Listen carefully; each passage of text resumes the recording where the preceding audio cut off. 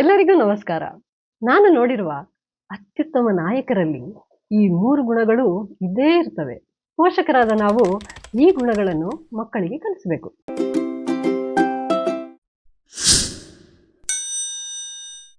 ಈಗ ನಾನು 1 ತಿಂಗಳ ಹಿಂದಷ್ಟೇ ನಡೆದ ಚಿಕ್ಕ ಘಟನೆ ಹೇಳ್ತೇನೆ. ನಾನು ನನ್ನ ಗೆಳತಿಯೊಂದಿಗೆ ಹೋಗ್ತಾ ಇದ್ದೆ. ಅವಳ 6-7 ವರ್ಷದ ಮಗು ಇತ್ತು. ಹಾಗೆ ಹೋಗ್ತಾ ದಾರಿಯಲ್ಲಿ ನಮ್ಮ ಹಿರಿಯ ಸಹೋದ್ಯೋಗಿಯೊಬ್ರು ಸಿಕ್ಕಿದ್ರು. ನಾವು ನಮಸ್ಕಾರ ಹೇಳಿದೆವು. ನನ್ನ ಗೆಳತಿ ಮಗುವಿಗೂ ನಮಸ್ಕಾರ ಹೇಳಲು ತಿಳಿಸಿದ್ಲು. ಮಗು ಅವಳ ಸೆರಗು ಹಿಡ್ಕೊಂಡು ಹಿಂದೆ ಹಿಂದೆ ಹೋಯ್ತು ವಿನಃ ನಮಸ್ಕಾರ ಹೇಳಲು ಇಲ್ಲ, ಮಾಡಲು ಇಲ್ಲ. ಕೊನೆಗೆ ಆ ಹಿರಿಯರೇ ಪಾಪ ಮಗು ಬಿಡಿ, ಅದಕ್ಕೇನು ಗೊತ್ತಾಗ್ತದೆ, ಒತ್ತಾಯಿಸಬೇಡಿ ಅಂತ ಹೇಳಿದ್ರು. ನನಗೆ ತುಂಬಾ ಮುಜುಗರ ಆಯ್ತು. ಇದು ದೊಡ್ಡ ವಿಷಯವೇ ಅಲ್ಲ ಅಂತ ನಿಮ್ಗೆ ಅನಿಸ್ಬಹುದು. ಉತ್ತಮ ನಾಯಕರಾಗುವಲ್ಲಿ ಇರುವ ಮೊದಲ ಮುಖ್ಯ ಗುಣವೇ ಇದು. ತುಂಬಾ ಸರಳವಾಗಿ ಹೇಳುವುದಾದ್ರೆ, ಗೌರವ ಅನ್ನೋದು ಕೇವಲ ನಡವಳಿಕೆ ಅಲ್ಲ, ಅದು ಬೇರೆಯವರನ್ನು ಮನುಷ್ಯರನ್ನಾಗಿ ಭಾವಿಸುವ ಒಂದು ಒಳ್ಳೆ ದೃಷ್ಟಿಕೋನ ಆಗಿದೆ. ಚಿಕ್ಕಂದಿನಿಂದಲೇ ಮಕ್ಕಳಿಗೆ ಸಹಪಾಠಿಗಳು, ದೊಡ್ಡವರು, ಚಿಕ್ಕವರು, ಹಾಗೆ ಪ್ರಕೃತಿ, ಅಂದ್ರೆ ನಮ್ಮ ಸುತ್ತಲಿರುವ ಎಲ್ಲ ಒಳ್ಳೆಯ ವಿಷಯಗಳು, ಕುಟುಂಬ ಮತ್ತು ಸಂಬಂಧಗಳು, ಸಮುದಾಯ ಎಲ್ಲವನ್ನು ಗೌರವಿಸಲು ಕಲಿಸಿ. ಮನೆಗೆ ಬರುವ ಕೆಲಸದವರೇ ಆಗಿರಬಹುದು, ಅವರು ನಮ್ಮ ನಿಮ್ಮ ಹಾಗೆ ಮನುಷ್ಯರೇ ಅನ್ನುವುದು ಮಕ್ಕಳಿಗೆ ಅರ್ಥ ಮಾಡಿಸುವ ಜವಾಬ್ದಾರಿ ಪೋಷಕರದ್ದು. ಶಾಲೆಗೆ ಕರೆದುಕೊಂಡು ಹೋಗುವ ಡ್ರೈವರ್ ಮಾಮನಿಗೆ ನೀವು ನಮಸ್ತೆ ಹೇಳಿ, ಮಕ್ಕಳಿಗೂ ಕಲಿಸಿ. ಆಗ ನಿಮ್ಮ ಮಗುವಿನ ಬಗ್ಗೆ ವಿಶೇಷ ಕಾಳಜಿ ಅವರಲ್ಲಿ ತನ್ನಿಂದ ತಾನೇ ಬೆಳೀತದೆ ಅಷ್ಟೇ. ಉತ್ತಮ ನಾಯಕರಾಗಬೇಕಾದಲ್ಲಿ ಸ್ವಗೌರವ ಅಂದ್ರೆ ತನ್ನನ್ನು ತಾನೇ ಗೌರವಿಸುವುದು ಮತ್ತು ಎಲ್ಲರಿಗೂ ಗೌರವ ನೀಡುವ ಒಂದು ಒಳ್ಳೆಯ ಗುಣ ಅಷ್ಟೇ ಅಲ್ಲ, ಅದು ಉತ್ತಮ ನಾಯಕರ ಲಕ್ಷಣವೂ ಹೌದು. ಮಕ್ಕಳು ಅವರನ್ನೇ ಅವರು ಗೌರವಿಸಿಕೊಳ್ಳುವ ಗುಣ ಬೆಳೆಸಿಕೊಳ್ಬೇಕು. ಅಂದ್ರೆ ತಾನು ಒಳ್ಳೆಯವನು ಅಥವಾ ಒಳ್ಳೆಯವಳು, ಬೇರೆಯವರಿಗೆ ಗೌರವ ಕೊಡ್ತೇನೆ, ಅವರೂ ನನ್ನನ್ನು ಗೌರವಿಸ್ತಾರೆ, ನನ್ನಲ್ಲಿ ಬಹಳಷ್ಟು ಸಾಮರ್ಥ್ಯ ಇದೆ, ನಾನು ಚೆನ್ನಾಗಿ ಆಟ ಆಡ್ತೇನೆ, ಓದುತ್ತೇನೆ, ಸಹಪಾಠಿಗಳೊಂದಿಗೆ ಜಗಳ ಮಾಡೋದಿಲ್ಲ ಅಂತ ಅವರನ್ನೇ ಅವರು ಸಕಾರಾತ್ಮಕವಾಗಿ ಯೋಚಿಸಿ ಗುಣ ಬೆಳೆಸಿಕೊಂಡ್ರೆ ಇದು ಒಳ್ಳೆಯ ನಡವಳಿಕೆಗೆ ಅಡಿಪಾಯ ಆಗ್ತದೆ. ಮಕ್ಕಳಲ್ಲಿ ಹಿಂಜರಿಕೆ, ತನ್ನ ಬಗ್ಗೆ, ತನ್ನ ಯೋಗ್ಯತೆಯ ಬಗ್ಗೆ ಅರ್ಥ ಮಾಡಿಕೊಳ್ಳಿಕ್ಕೆ ಸಹಾಯ ಮಾಡ್ತದೆ. ಸೋತ್ರೂ ಪರವಾಗಿಲ್ಲ, ನೋಡಿಯೇ ಬಿಡುವ ಅನ್ನುವ ನಂಬಿಕೆ ಬೆಳೆಸ್ತದೆ.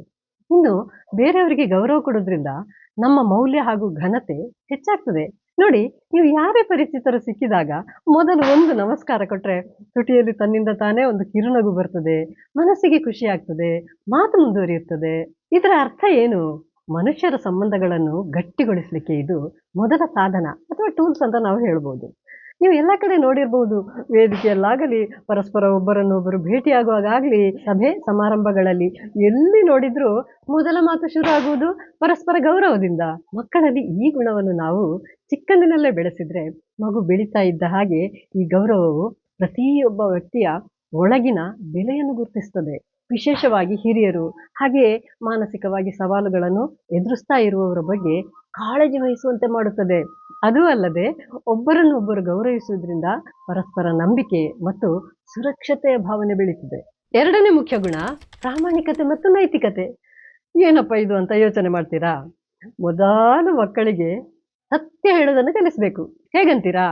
ಮಕ್ಕಳು ತರಲೆ ತಂಟೆ ಮಾಡ್ತಲೇ ಇರ್ತವೆ, ಹಾಗಂತ ಮಕ್ಕಳಲ್ವಾ ಮುಂದೆ ಸರಿ ಹೋಗ್ತವೆ ಅನ್ನುವ ಮನಸ್ಸು ಬೇಡ. ಮಕ್ಕಳು ಸುಳ್ಳು ಹೇಳಲಿಕ್ಕೆ ಕಾರಣ ಒಂದೇ, ಅದು ಭಯ. ಎಲ್ಲಿ ಅಪ್ಪ ಅಮ್ಮ ಬೈತಾರೋ ಹೊಡಿತಾರೋ ಅಂತ. ಅದಕ್ಕೆ ಮಗುವಿನಲ್ಲಿ ಸತ್ಯ ಹೇಳುವ ಧೈರ್ಯ ಬರಬೇಕಾದ್ರೆ ಮಕ್ಕಳ ಸಣ್ಣ ಸಣ್ಣ ಸತ್ಯಕ್ಕೂ ಹೊಗಳಿ, ಓ ಬಟ್ಟೆ ಹರಿದದ್ದು ನೀನೇನಾ, ಆಯ್ತು ಒಪ್ಪಿಕೊಂಡಿಯಲ್ಲ ಮಗ, ಮುದ್ದು ಬಂಗಾರ, ನೀನು ಧೈರ್ಯವಂತ, ಒಳ್ಳೆ ಮಗು ಅಂತ ಬೆನ್ನು ತಟ್ಟಿ. ತಪ್ಪು ಮಾಡೋದು ಸಹಜ, ಆದ್ರೆ ಗೊತ್ತಾದ್ಮೇಲೆ ಜಾಗೃತೆಯಾಗಿ ಇರಬೇಕು ಅಂತ ಸಕಾರಾತ್ಮಕವಾಗಿ ಮಕ್ಕಳು ಮಾಡುವ ಸಣ್ಣ ಸಣ್ಣ ತಪ್ಪುಗಳನ್ನು ಸರಿ ಮಾಡ್ತಾ ಬನ್ನಿ. ಶಿಕ್ಷೆ ಕೊಡುವ ಬದಲು ಅದರ ಪರಿಣಾಮ ತಿಳಿಸಿ.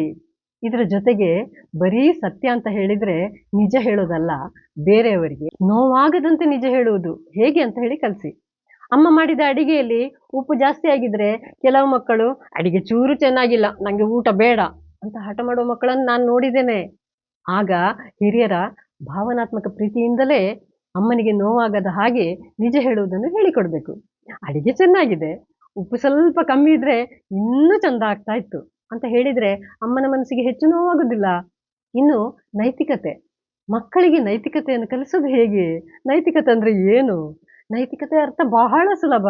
ಸರಿ ಯಾವುದು, ತಪ್ಪು ಯಾವುದು, ಯಾವುದು ಒಳ್ಳೆಯದು, ಯಾವುದು ಕೆಟ್ಟದ್ದು, ನ್ಯಾಯ ಮತ್ತು ಅನ್ಯಾಯದ ನಡವಳಿಕೆಗಳ ಮಧ್ಯೆ ಇರುವ ವ್ಯತ್ಯಾಸವನ್ನು ಗುರುತಿಸುವಂತಹ ಸಣ್ಣ ಪುಟ್ಟ ನಿಯಮಗಳೇ ನೈತಿಕತೆ. ಇದು ಮಕ್ಕಳಾಗ್ಲಿ ದೊಡ್ಡವರಾಗ್ಲಿ ಸಮಾಜದಲ್ಲಿ ಹೇಗೆ ವರ್ತಿಸಬೇಕು ಅಂತ ನಿರ್ಧಾರ ಮಾಡುವಂತಹ ಒಂದು ಮಾರ್ಗಸೂಚಿಯಾಗಿದೆ. ಈ ನೈತಿಕ ಗುಣಗಳನ್ನು ನಾವು ಎಲ್ಲಾ ಕಡೆ ಆಗಾಗ ನೋಡ್ತಾ ಇರ್ತೇವೆ. ಅದ್ಯಾವುದಂದ್ರೆ ಪ್ರೀತಿ, ಸಹಾಯ, ಉಪಕಾರ ಸ್ಮರಣೆ, ಸಿಂಪಲ್ ಆಗಿ ಹೇಳ್ಬೇಕು ಅಂದ್ರೆ ಥ್ಯಾಂಕ್ಸ್, ಹಾಗೆಯೇ ಧೈರ್ಯ, ಗೌರವಿಸುವುದು, ನ್ಯಾಯದ ದಾರಿಯಲ್ಲಿರುವುದು ಮುಖ್ಯವಾದದ್ದು. ಹಾಗಿದ್ರೆ ಇದನ್ನು ಮಕ್ಕಳಿಗೆ ಕಲಿಸುವುದು ಹೇಗೆ ಯೋಚಿಸುವ. ಶಾಲೆಯ ಇಂದಿನ ಶಿಕ್ಷಣದಲ್ಲಂತೂ ಬಹಳಷ್ಟು ಬದಲಾವಣೆಗಳು ಆಗ್ತಾ ಇದೆ. ನಿಮ್ಗೂ ಗೊತ್ತು, ನಮಗೂ ಗೊತ್ತು. ಮೊದಲು ಶಾಲೆಯಲ್ಲಿ ಶಿಕ್ಷಕರು ಹೇಳೋದು ಅಂದ್ರೆ ಬೋಧನೆ ಮಾಡ್ತಾ ಇರೋದು. ಈಗ ನಾವು ಯೋಚಿಸುವುದು ಮತ್ತು ಅನುಭವದ ಮೂಲಕ ಕಲಿಸಲಾಗುತ್ತದೆ. ಹಿಂದೆ ಮಕ್ಕಳಿಗೆ ಇದೇ ಸರಿ ಅಂತ ಹೇಳ್ತಾ ಇದ್ವಿ. ಈಗ ಯಾವುದು ಸರಿ ಅಂತ ಅವರೇ ಅನುಭವಿಸಿ ಮಕ್ಕಳೇ ಆಯ್ಕೆ ಮಾಡುವಂತೆ ಪ್ರೋತ್ಸಾಹ ಕೊಡ್ತೇವೆ. ಈಗ ನನಗೆ ನೆನಪಿಗೆ ಬರ್ತದೆ ಬಸವಣ್ಣನವರ ಅನುಭವವೇ ಶಿಕ್ಷಣ ಅನ್ನುವಂತಹ ಮಾತು. ಶಿಕ್ಷಣ ಇಲಾಖೆಯಲ್ಲಂತೂ ಮಾಡಿ ಕಲಿ, ನೋಡಿ ತಿಳಿ, ಕಲಿ ನಲಿ, ನಲಿ ಕಲಿ ಮುಂತಾದ ಅನೇಕ ವಿಧಾನಗಳು ಇವೆ. ಇದರಿಂದ ಪೋಷಕರಾದ ನಾವು ತಿಳಿದುಕೊಳ್ಬೇಕಾದ್ದು ಏನಂದ್ರೆ, ಮೊದಲೇ ಮಕ್ಕಳು ಕುತೂಹಲ ಸ್ವಭಾವದವರು. ಹಾಗಿರುವಾಗ ನಾವು ಬರೀ ಮಾತಿನಲ್ಲಿ ಹಾಗಿರ್ಬೇಕು, ಹೀಗಿರ್ಬೇಕು, ಹಾಗೆ ಮಾಡಬಾರ್ದು, ಹೀಗೆ ಮಾಡಬಾರ್ದು ಅನ್ನುವ ಬದಲು ನಾವೇ ಸರಿಯಾದ ನಡತೆಯನ್ನು ರೂಢಿಸಿಕೊಂಡ್ರೆ ಮಗು ನೋಡಿ ಕಲಿತದೆ, ಅರ್ಥೈಸಿಕೊಳ್ತದೆ. ಆದ್ರಿಂದ ಶಾಲೆಯಲ್ಲಿ ಶಿಕ್ಷಕರಷ್ಟೇ ಅಲ್ಲದೆ ಮನೆಯಲ್ಲಿ ಪೋಷಕರು ಕೂಡ ನೈತಿಕ ವಿಚಾರಗಳನ್ನು ರೂಢಿಸಿಕೊಳ್ಬೇಕು. ಮಕ್ಕಳು ತಂದೆ ತಾಯಿಯ ಪ್ರತಿಬಿಂಬವೇ ಆಗಿರ್ತಾರೆ. ಮನೆಯಲ್ಲಿ ನಾವು ಏನನ್ನು ಮಾಡ್ತೇವೋ ಮಕ್ಕಳು ಅದನ್ನೇ ಕಲಿತಾರೆ. ಇನ್ನು ಹೇಳುದಾದ್ರೆ ಮಕ್ಕಳಿಗೆ ಕಥೆಗಳಂದ್ರೆ ಭಾರಿ ಇಷ್ಟ. ದಿನಾರಾತ್ರಿ ಒಳ್ಳೆಯ ನೀತಿ ಕಥೆಗಳನ್ನು ಹೇಳಿ ಮಕ್ಕಳನ್ನು ಮಲಗಿಸಿದ್ರೆ ಮಕ್ಕಳ ಮನಸ್ಸಿನಲ್ಲಿ ಅದು ಅಚ್ಚೊತ್ತಿದಂತೆ ಇರ್ತದೆ. ಹಾಗೆಯೇ ಮೂರನೇ ಗುಣ ಅಂದ್ರೆ ಭಾವನಾತ್ಮಕ ಬುದ್ಧಿಮತ್ತೆ, ಎಮೋಷನಲ್ ಇಂಟೆಲಿಜೆನ್ಸಿ, ಇಐ ಅಥವಾ ಎಮೋಷನಲ್ ಕಾಶೆಂಟ್, ಇಕ್ಯೂ ಅಂತ ಹೇಳ್ತಾರೆ. ಹಾಗಂದ್ರೆ ಏನಂತೀರಾ? ಕೆಲವು ಮಕ್ಕಳು ಬೇಗನೆ ಕೋಪ ಮಾಡಿಕೊಳ್ತಾರೆ, ಕೆಲವು ಮಕ್ಕಳು ಮಾತಿಗೂ ಅಳ್ತಾರೆ. ಇನ್ನು ಕೆಲವು ಮಕ್ಕಳಿಗೆ ಪ್ರತಿ ವಿಷಯದಲ್ಲೂ ಹೆದರಿಕೆ ಅಥವಾ ಭಯ. ಇವೆಲ್ಲವೂ ಮನಸ್ಸಿನ ಭಾವನೆಗಳು.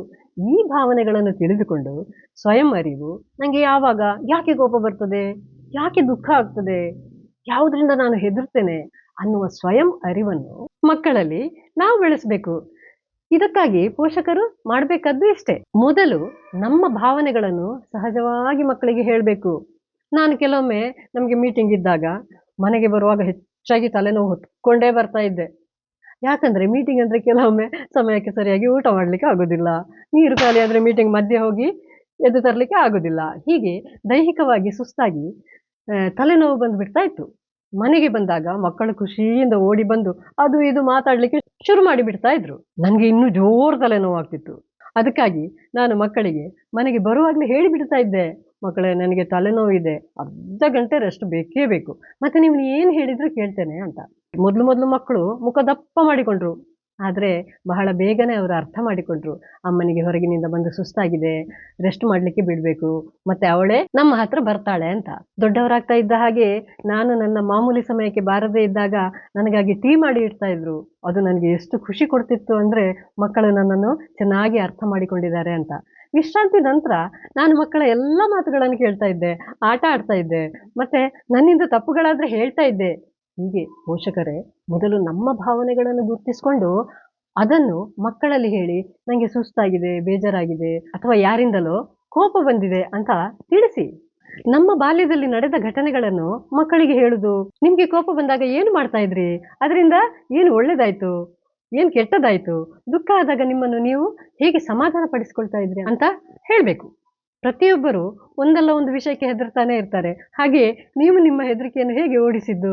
ಹೀಗೆ ಸಣ್ಣ ಸಣ್ಣ ಮಾತುಗಳ ಮೂಲಕ ಮಕ್ಕಳಿಗೆ ಸ್ವಜ್ಞಾನವನ್ನು ಅಂದ್ರೆ ತನ್ನ ಭಾವನೆಗಳು, ಆಲೋಚನೆಗಳು ಮತ್ತೆ ಮನಸ್ಥಿತಿಯನ್ನು ಅರಿತುಕೊಳ್ಳಿಕ್ಕೆ ಸಹಾಯ ಆಗ್ತದೆ. ಇದರಿಂದ ಮಕ್ಕಳು ತಾನು ಹೇಳಿದ್ದೇ ಸರಿ, ತಾನು ಹೇಳಿದ ಹಾಗೆಯೇ ಆಗ್ಬೇಕು ಅನ್ನುವ ಹಠದಿಂದ ಕ್ರಮೇಣ ಹೊರಗೆ ಬರ್ತಾರೆ. ಮುಂದೆ ಇದು ಮಕ್ಕಳಿಗೆ ಸಹನೆ, ತಾಳ್ಮೆಯನ್ನು ಕಲಿಸ್ತದೆ. ಸೋಲು ಜೀವನದ ಭಾಗ, ಯಾವಾಗ್ಲೂ ಗೆಲುವೇ ಆಗ್ಬೇಕು ಅಂತ ಇಲ್ಲ ಅನ್ನುವ ಸತ್ಯದ ಅರ್ಥ ಆಗ್ತದೆ.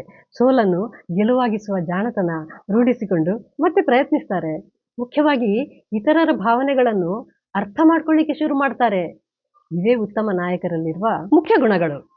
ಉತ್ತಮ ಭಾವನಾತ್ಮಕ ಬುದ್ಧಿಮತ್ತೆಯನ್ನು ಹೊಂದಿರುವ ಮಕ್ಕಳು ಕೂಡಲೇ ಒತ್ತಡಕ್ಕೆ ಒಳಗಾಗುವುದಿಲ್ಲ. ಯಾವುದೇ ವಿಷಯದಲ್ಲಿ ಆತುರದ ನಿರ್ಧಾರ ತೆಗೆದುಕೊಳ್ಳುವುದಿಲ್ಲ. ಸಣ್ಣ ಸಣ್ಣ ವಿಷಯಗಳಿಗೆ ಅತಿಯಾದ ಕೋಪ, ದುಃಖದಿಂದ ಪ್ರತಿಕ್ರಿಯೆ ಕೊಡುವುದಿಲ್ಲ. ಆದ್ರಿಂದ ನಾನು ಹೇಳಿದ ಈ 3 ಗುಣಗಳನ್ನು ಮಕ್ಕಳಿಗೆ ನಾವು ಕಲಿಸಿದ್ರೆ ಮುಂದೆ ಸಮಾಜದಲ್ಲಿ ಯಾವುದೇ ಕ್ಷೇತ್ರದಲ್ಲಿ ಇದ್ರೂ ಉತ್ತಮ ನಾಯಕರಾಗುವುದರಲ್ಲಿ ಯಾವುದೇ ಸಂದೇಹ ಇಲ್ಲ ಅಂತ ಹೇಳ್ತಾ ನನ್ನ ಮಾತುಗಳನ್ನು ಮುಗಿಸ್ತಾ ಇದ್ದೇನೆ. ವಂದನೆಗಳು.